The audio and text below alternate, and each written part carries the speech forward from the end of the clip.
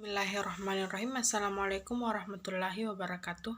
Perkenalkan, nama saya Siti Nur Atisa Tahir dari Prodi Ekonomi Syariah. Di sini saya akan menjelaskan mengenai materi tentang keuangan publik Islam.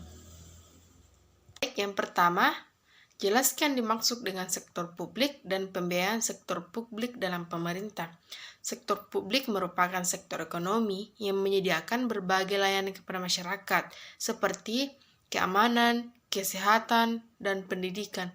Adapun pembiayaan sektor publik dalam pemerintah yaitu alat untuk tatanan suatu negara atau daerah agar mengalami peningkatan perekonomian dari tahun ke tahun. Yang kedua, jelaskan dimaksud dengan peran dan fungsi negara dalam ekonomi Islam.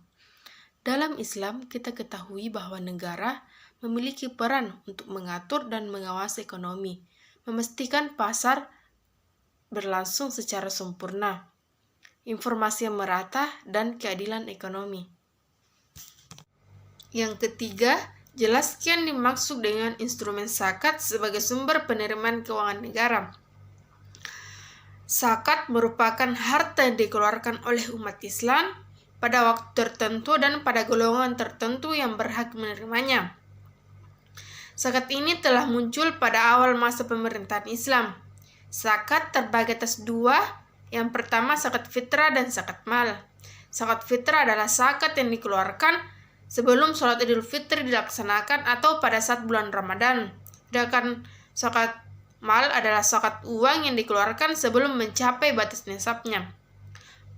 Oleh sebab itu, zakat ini sangat berpengaruh pada perekonomian di suatu negara atau pendapatan nasionalnya.